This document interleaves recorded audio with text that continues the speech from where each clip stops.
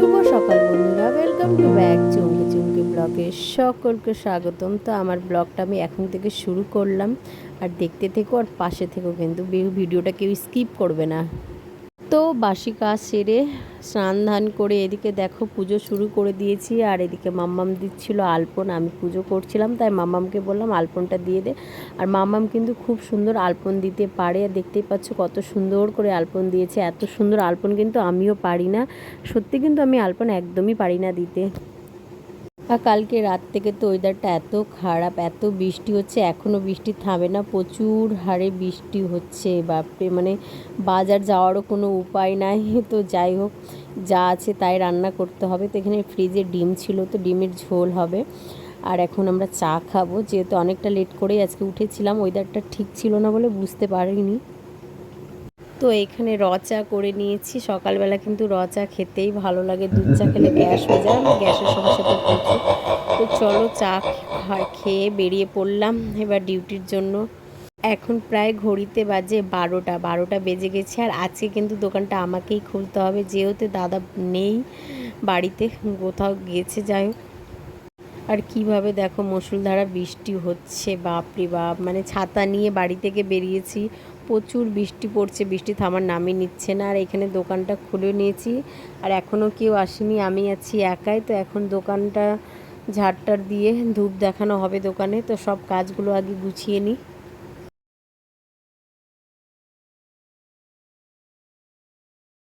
প্রত্যেকটা দিন কী যে ঝামেলা এই দোকান মানে খোলা আর বন্ধ করাটা, সত্যি আজকে বুঝতে পারলাম। যখন যখন দোকানটা খুলি তখন তখনই বুঝতে পারি কি পরিশ্রম হয় দোকান খুলে গুছাতে আর বন্ধ করতে। আর আমরা তো আসি সেই দেরি করে, 11:30টায় যায়, দাদা তো সব কমপ্লিট করেই রাখে, তো বুঝতে পারি না তখন।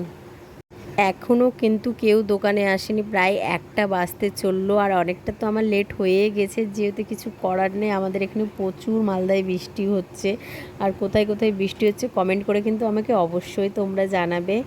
তো এদিকে কাজ তো গুছাতে লেগেছিলাম, দেখতেই পাচ্ছ, আসা মাত্র ব্যাগটা রাখারও টাইম পাইনি, আগে কাজ গুছাতে লেগেছিলাম। আর কয়েকটা কাস্টমার কিন্তু ঘুরে গেছিলো, আর সত্যি কাস্টমার যখন ঘুরে যায় না, প্রচুর খারাপ লাগে, এতটা খারাপ লাগে না কি বলবো।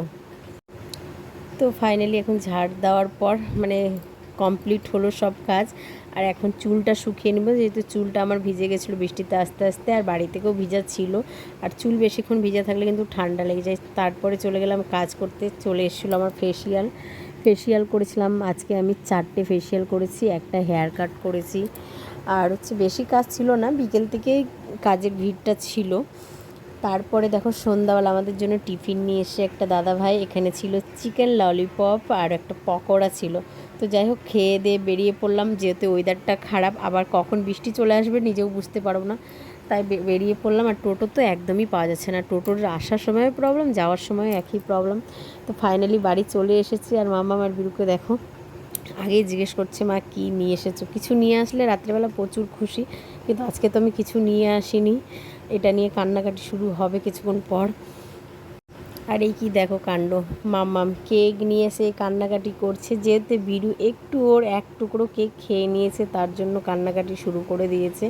এটা ছোটোবেলা কে কেক করেছে কমেন্টে কিন্তু আমাকে জানাবে। তো আজকের ব্লগটা আমি এখানেই শেষ করলাম। Tata, bye bye, good night, সবাই ভালো থেকো, সুস্থ থেকো।